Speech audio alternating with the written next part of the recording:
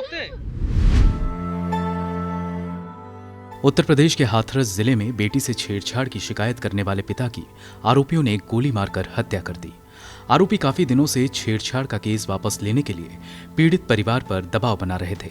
इलाके की एसपी रुचि गुप्ता ने बताया कि सासनी इलाके के नौजपुर गांव में सोमवार शाम युवती के पिता अपने खेत में आलू की खुदाई करा रहे थे। उसी दौरान 4 हमलावर आए और उन पर ताबड़तोड़ फायरिंग कर दी। अस्पताल ले जाते वक्त रास्ते में उनकी मौत हो गई। मृतक की बेटी ने इस मामले में 6 लोगों के खिलाफ केस दर्ज कराया है। इनमें से 2 आरोपियों को गिरफ्तार कर लिया गया है। इस मामले में मुख्यमंत्री योगी आदित्यनाथ ने सख्त कार्रवाई के निर्देश दिए हैं। उन्होंने वारदात में शामिल सभी आरोपियों के खिलाफ राष्ट्रीय सुरक्षा कानून लगाने के भी निर्देश दिए। पुलिस के मुताबिक मृतक ने मुख्य आरोपी पर 2.5 साल पहले अपनी बेटी के साथ छेड़खानी का मुकदमा दर्ज कराया था। इसके लिए आरोपी को जेल भी हुई थी, लेकिन कुछ ही दिनों बाद आरोपी को जमानत मिल गई थी।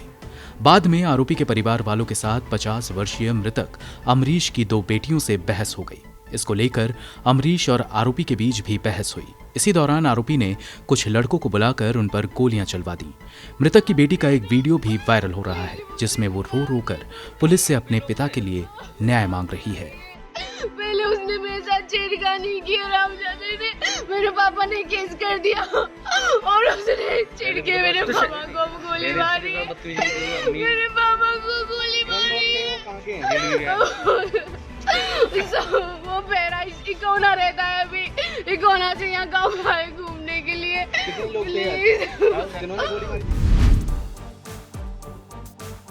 बॉम्बे हाईकोर्ट ने टीआरपी घोटाला मामले में गिरफ्तार ब्रॉडकास्ट ऑडियंस रिसर्च काउंसिल यानी कि बार्क के पूर्व सीईओ पार्थो दासगुप्ता को जमानत दे दी है। दासगुप्ता को ये जमानत 2 लाख रुपए के निजी बॉन्ड पर दी गई है।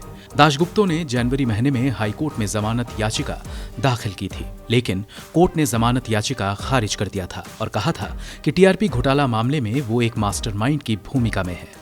बीते महीने पार्थो दासगुप्ता ने खुलासा किया था कि रिपब्लिक टीवी के editor in chief Arnab Goswami ने उन्हें टीआरपी में छेड़छाड़ के लिए $12,000 और 40 लाख रुपए दिए थे।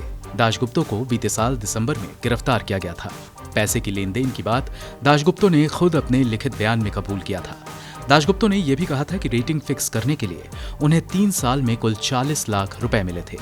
मुंबई पुलिस ने मामले में 3600 पन्ने का सप्लीमेंट्री चार्जशीट बीते 11 जनवरी को कोर्ट में फाइल किया था। इसमें पार्क के फॉरेंसिक रिपोर्ट को भी पेश किया गया था। इसके अलावा मुंबई पुलिस ने दासगुप्ता और अर्नब के बीच हुई लंबी बातचीत का व्हाट्सएप चैट और 59 लोगों का बयान भी फाइल किया था, जिसमें केबल ऑपरेटर्स और पार्क काउंसिल के पूर्व कर्मचारी शामिल हैं।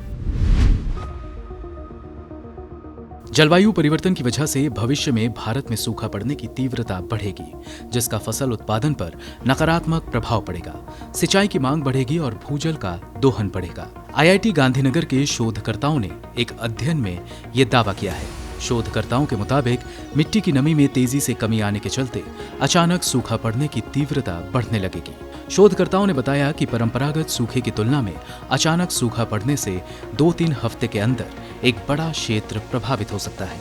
इससे फसल पर बहुत बुरा प्रभाव पड़ेगा और सिंचाई के लिए पानी की मांग बढ़ेगी। यह अध्ययन एनपीजे क्लाइमेट जर्नल में प्रकाशित हुई है। इसमें मानसून के दौरान पड़ने वाले सूखे में मानव जनित जलवायु परिवर्तन की भूमिका की पड़ताल की गई है। शोधकर्ताओं ने भारतीय मौसम विभाग द्वारा इकट्ठा किए गए मिट्टी के नमूनों और जलवायु अनुमान का इस्तेमाल अपने इस अध्ययन में किया है। अध्ययन टीम ने इस बात का जिक्र किया है कि 1951 से 2016 के बीच सबसे भीषण सूखा 1979 में पड़ा था, जब देश का 40% से ज्यादा हिस्सा प्रभावित हुआ था। आईआईटी गांधीनगर में सिविल इंजीनियरिंग के एसोसिएट प्रोफेसर विमल मिश्रा ने बताया, हमने पाया कि मानसून में अंतराल से या मानसून आने में देर होने से भारत में अचानक सूखा पड़ने की स्थिति देखी गई है और भविष्य में अचानक सूखा पड़ने की तीव्रता बढ़ना तय है।